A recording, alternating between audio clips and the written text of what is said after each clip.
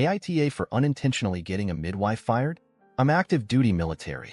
My wife and I began trying for a baby about 2 years after we got married, and after a few months she got pregnant with our first child. About 6 weeks after she found out, I was deployed for a 6-month stint. Sadly, that meant I would miss all of her OB appointments except the very first one to confirm she was pregnant. Early in her pregnancy, she decided using a midwife would give her a better birth experience, and I was totally on board because she's the one giving birth and I wanted her to feel 100% confident in the people assisting. It had also been decided that the people in the room, aside from medical staff, would be me for obvious reasons and one of our mothers. My mom lives about an hour by car from the base I'm stationed at, while her mom lives a 4-hour plane ride away.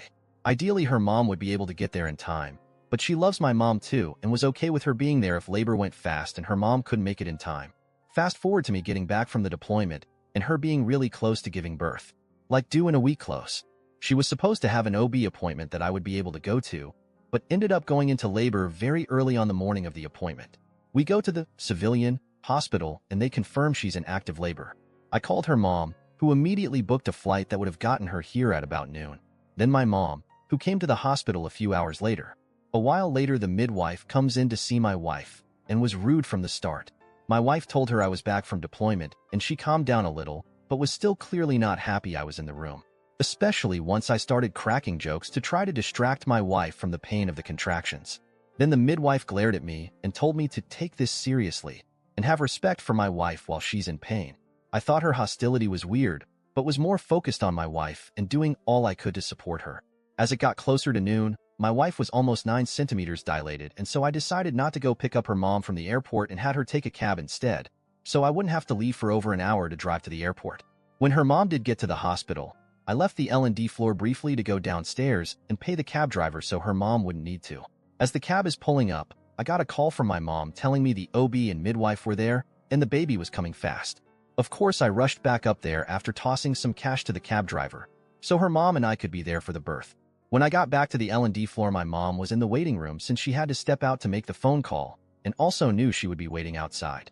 I used the intercom to ask to be let back in, and to my surprise, I was denied entry. They said they had an order to not let me or anyone in to see my wife. That was really confusing, so I asked why, and was just told I wouldn't be let in and not to tie them up on the intercom or security would be called. So the three of us waited outside, since my wife didn't answer her phone as she was actively pushing our baby out. Well over 2 hours later, she was able to call me back and asked where I had been. I told her the hospital staff wouldn't let me in, but I had been in the waiting room trying to get answers for almost 2.5 hours. Long story short, it was the midwife who told the desk staff that I wasn't to be let back in. She lied and said my wife had reported I was abusive and she didn't want me there. So not only did my poor wife have to give birth alone, and without me or her mom there for support, I missed the birth of my daughter. It meant a lot to me to be there to see my baby come into the world because I missed so much of the pregnancy, and that was ripped away from me because this awful woman didn't like that I never showed up to a single appointment the entire pregnancy, despite being told by my wife that I was deployed. So, with my wife's support, I filed a formal complaint about the midwife, and she ended up getting fired by the OB's office.